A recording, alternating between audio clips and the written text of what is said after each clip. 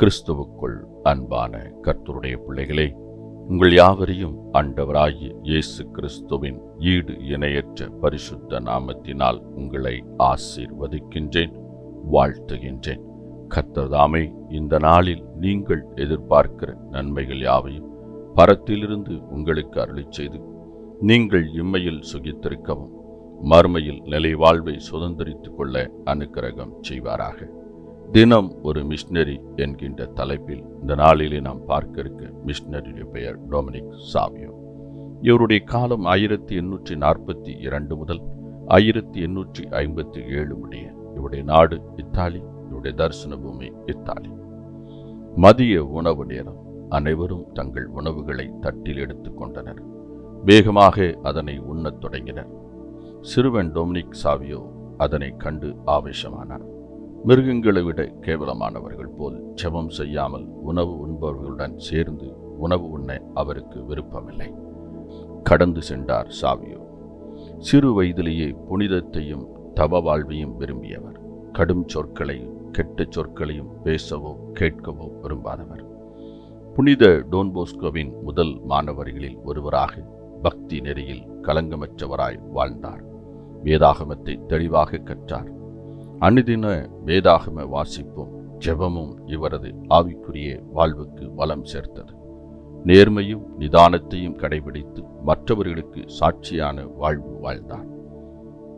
காற்றோ குளிரோ மழையோ எதையும் பொருட்படுத்தாது அதிகாலமே ஆலயம் செல்லும் வழக்கமுடையவர். தீய சக்திகள் காட்டு தீ போல் பரவி கொண்டிருந்த காலத்தில் புனிதத்தை இளம் உள்ளத்தில் சுமந்து கொண்டு மற்றவர்களுக்கு அறைகூவலாய் வாழ்ந்தவர். தன்னை நாடி வந்த எவருக்கும் தாராளமாக உதவும் சிந்தை உடையவராக அன்பில் செழித்து வளர்ந்தார். 1857 ஆண்டு மார்ச் திங்கள் 9ஆம் நாள் அற்புத காட்சி ஒன்றை கண்டார். ஆகா, என்ன இன்பமயமான அற்புத காட்சி என்று விண்ணக காட்சியை கண்டவராய் மன்னகம் பிரித்தார். கத்தோலிக்க திருச்சபையில் புனிதராக போற்றப்படும் சாவியோ உண்மையிலே புனிதராக வாழ்ந்தார். பிரியமானவர்களே, உமது வாழ்வில் உள்ள தீமைகளை களைந்து விட்டீரா? புனித டொமினிக் சாவியோ இவ்விதமாய் சொல்கிறார், பாவத்தை விட சாவையே விரும்புகிறேன். பிரியமானவர்களே, இந்த டொமினிக் இவருடைய வாழ்வு முழுவதும் பரிசுத்தமானது. முழுவதும் தூய்மை நிறைந்தவராக வாழ்ந்து இந்த உலகத்தில் மடிந்திருக்கின்றார்.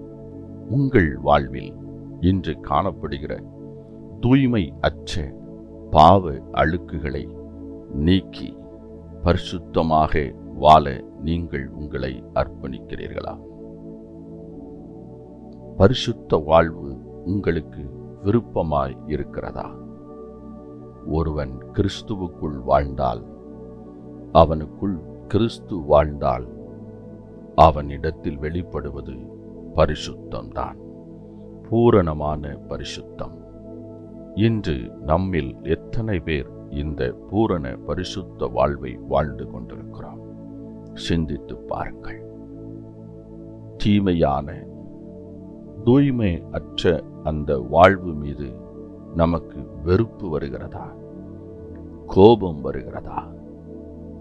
அது அருவருப்பாக அசுத்தமாக நமக்கு தோன்றுகிறதா?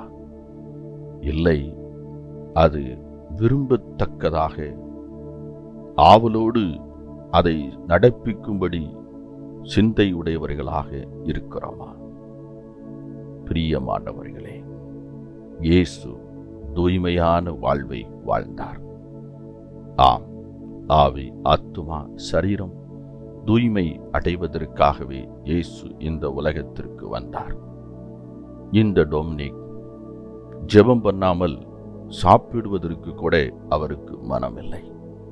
ஆம், இன்று எத்தனை பேர் உங்களுடைய செயல்களை, உங்களுடைய காரியங்களை நீங்கள் நடப்பிக்கும் முன்பு செபிக்கிறீர்கள்? இன்று அநேக நேரங்களிலே நாம் பெரிய பெரிய காரியங்களெல்லாம் செய்கின்ற பொழுது ஒருவேளை செபிக்கிறவர்களாக காணப்படுகிறோம். ஆயர்களை, ஊழியர்களை அழைத்து செபிக்கிறவர்களாய் காணப்படுகிறோம். ஆனால் எல்லா காரியங்களையும் செய்யும்போது அது ஒருவேளை சிறிதான காரியமாக இருக்கும் பொழுது நாம் ஜெபிக்கிறவர்களாய் இருக்கிறோமா? சிந்தித்து பாருங்கள். நாம் எப்பொழுதும் எல்லாவற்றிற்காகவும் கர்த்தரோடு பேசி அவருக்கு நன்றி செலுத்தி அவருடைய ஆலோசனைகளை பெற்று நாம் வாழ வேண்டும். அப்படி வாழும் பொழுது கர்த்தர் நம் மூலமாய் செய்கிற காரியம் அது பெரிதாக இருக்கும். அது மாத்திரமல்ல, நாம் செய்கின்ற எந்த ஒரு காரியமும் நம்முடைய தூய்மையான வாழ்வுக்கு தடையாக இடரலாக நிச்சயமாக இருக்காது. அது தூய்மை மேல் தூய்மை அடைவதற்கு ஏதுவாகவே இருக்கும்.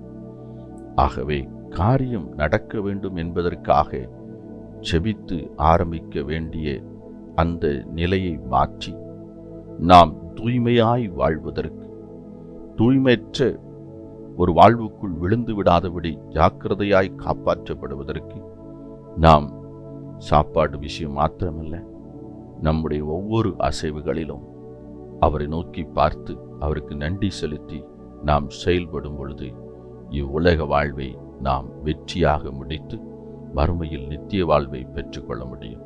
கர்த்தர் தாமே உங்களை ஆசீர்வதிப்பாராக. இந்த நாளின் தியானத்துக்குரிய வேத பகுதி லேவியராகமம் 16வது அதிகாரம், சங்கீதம் 119 1 முதல் 40 வசனங்கள், 2 கொரிந்தியர் 12, 13 அதிகாரங்கள். இந்த வேத பகுதிகளை வாசித்து கர்த்தருடைய ஆசீர்வாதத்தை பெற்றுக்கொள்ளுங்கள்.